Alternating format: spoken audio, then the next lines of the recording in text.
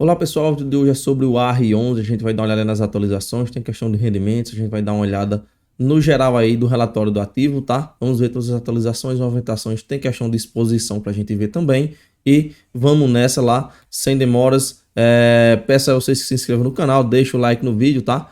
Aqui a gente tem alguns números iniciais, como o número da inflação, inclusive a última inflação anunciada foi de 0,28, tá? Referente a novembro, ok?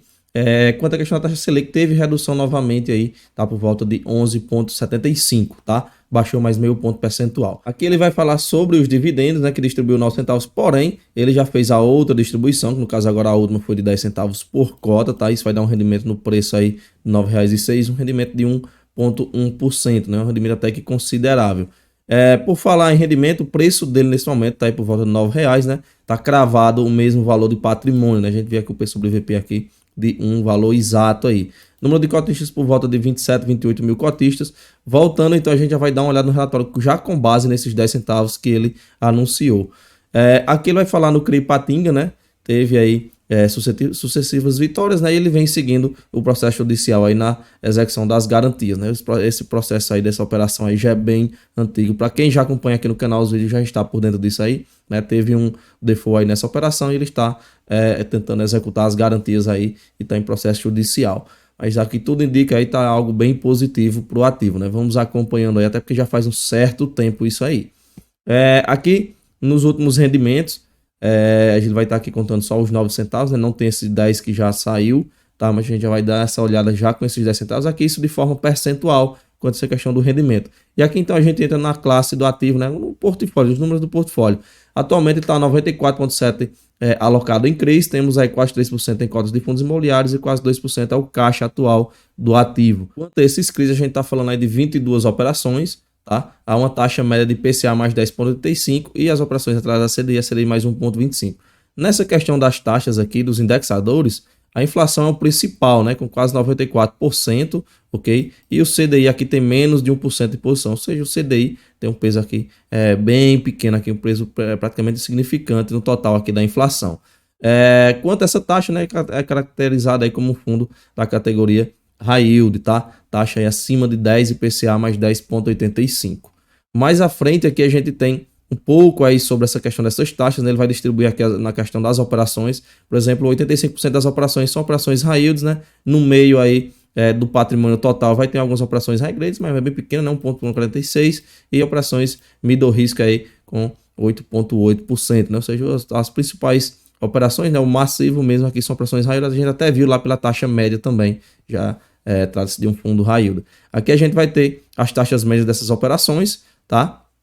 Falando aí só no conjunto, né? High yield, middle e high grade.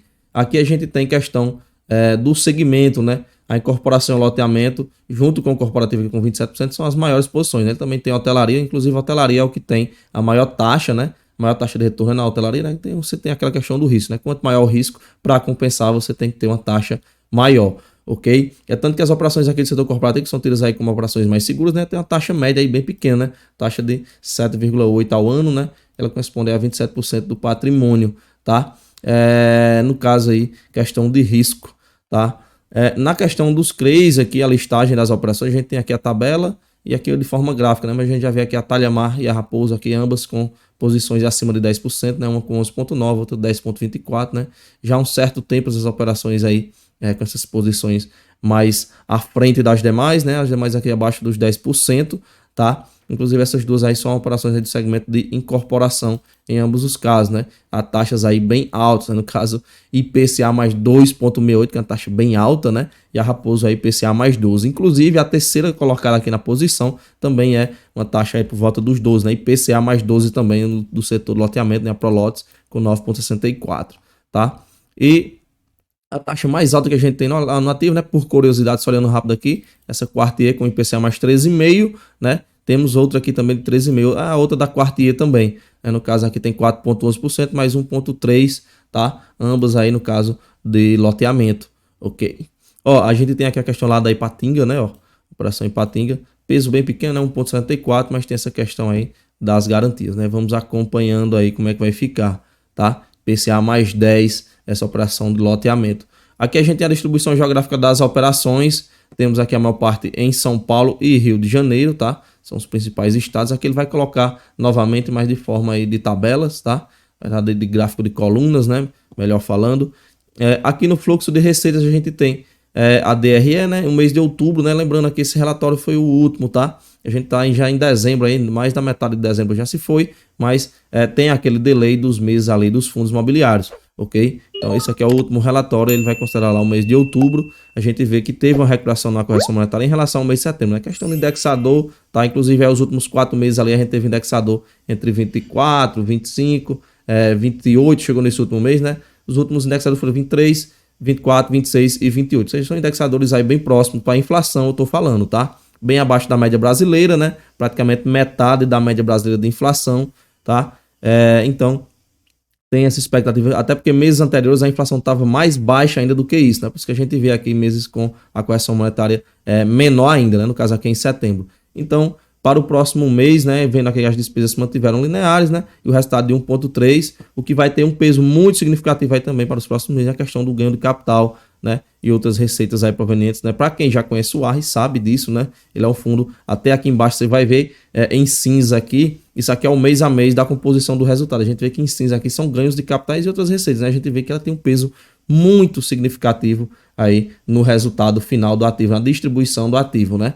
E aí, diante desse indexador aí meio que similar nos últimos meses, tá? Vou palpitar aqui que ele repita aí para os próximos meses os 10 centavos, que foi o que ele entregou agora, né? Esse aqui no mês de outubro ele entregou os 9 centavos, mas ele teve resultado já 10, né? E aí em novembro ele entregou os 10 centavos, né? Não tá nesse relatório ainda, mas a gente já viu lá no Estados Invest, né? Quem é cotista também já tá sabendo, né? Ele entregou esses 10 centavos aqui, já considerado o de novembro, tá? E para dezembro vou chutar aí 10 centavos novamente, é porque a gente vê aqui a questão do resultado ele conseguindo manter esses patamares, né? O que pode variar muito aí é a questão também de ganho de capital, né? Que ele faz fortes ganhos de capitais. Caso ele chega a não conseguir fazer esse ganho, inclusive teve até um mês aqui que ele teve o menor resultado, se não me engano foi em fevereiro, né? A gente olhando de forma rápida aqui, ó.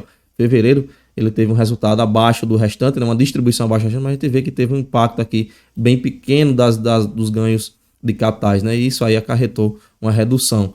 Inclusive até olhando aqui, tá? A gente pegar aqui o mês de fevereiro, a gente vai ver aqui, ó, fevereiro aqui, janeiro, fevereiro, aqui fevereiro, tá? Os 7 centavos é justamente a menor distribuição que ele fez nos últimos meses aí devido aos ganhos de capital, tá? Voltando ao relatório aqui, a gente tem questão de rentabilidade, ok? Temos aqui, o fundo aqui tá bem à frente da inflação, tá?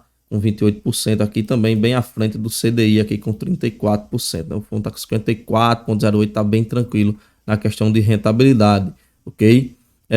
Teve até meses aí, no caso onde o fundo teve uma mergulhada na cota, né? Para quem já está aí acompanhando o começo, ele estava ali por volta de R$ 8,06, foi a mínima, né? A gente já vê através aqui, foi justamente ali no período ali próximo de quando ele distribuiu aqueles valores de 7 centavos, né? Ele distribuiu esses 7 centavos aqui no mês 2, tá? Em fevereiro, no finalzinho de fevereiro, a gente pega ele aqui, ó. Tava lá em cima e aí ele caiu depois que ele anunciou 7 centavos, né? Durante esse período aí do mês 2 ele foi caindo, tá? Durante o mês 2 não, que ele anunciou no final do mês 2 e aí durante o mês 3, aí que foi o dia subsequente, né? Já virou o mês, que já é final, no fechamento do mês, aí ele passou o mês caindo de preço, né? Inclusive chegou lá no final do mês com 8,86, deu uma subida ali próxima da data base, tá? Mas aí voltou a cair de novo e chegou à mínima ali de 8,6. Inclusive, o anúncio que ele tinha feito foi de 11 centavos, né? Mesmo assim ele teve uma queda forte, foi no período onde muitos fundos tiveram a queda, né? A gente pegar aqui 31/3, aqui ele estava 8,85, apesar de ter distribuído os 11 centavos, ele ainda deu uma mergulhada na cota nesse período aqui, muitos fundos mergulharam de cota, mas aí ele veio e deu uma recuperada, né? Tá aí bem tranquilo, o número o valor patrimonial tá colado aí no valor de mercado, né? Tá o P sobre VP. Quem fica até essa questão de emissão de cotas. Quem sabe o fundo fazer uma emissão de cotas, né?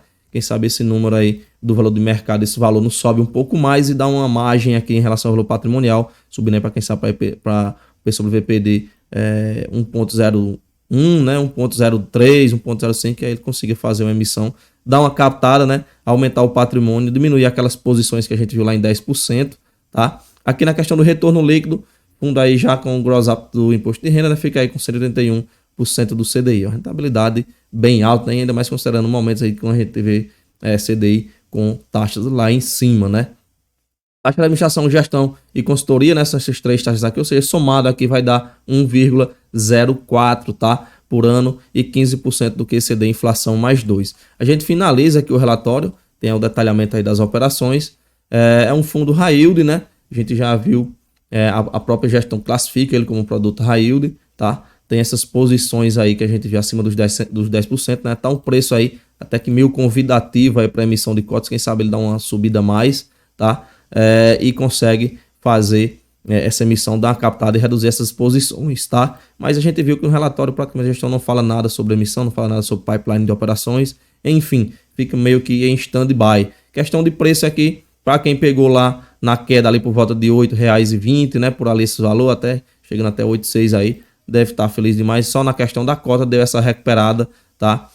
Questão de rendimento deu uma melhorada aí no último mês em relação ao mês anterior, ok? Rendimento de 1,1. E aí vai de cada um, né? Tem gente ali que acha que para um high yield tá pouco, né? Para outros vem um momento como uma inflação baixa, né? Vem como uma oportunidade de entrar em alguns fundos a preço descontado. Isso aí vai de investidor para cada investidor. Cada um tem sua opinião, vocês já estão cansados de ver aqui que a gente não faz nenhuma indicação de compra ou venda de ativos, tá? Se inscreve no canal, deixa o like no vídeo, tá? Também clica aí no link, vai estar um link do grupo do Telegram da gente aí na descrição, clica aí, você vai ser redirecionado lá pro grupo do Telegram, participa por lá, a gente tá sempre trocando ideias sobre fundos imobiliários, mas enfim, isso é tudo que a gente tinha para ver no vídeo de hoje, deixa seu like no vídeo e a gente se vê no próximo e valeu!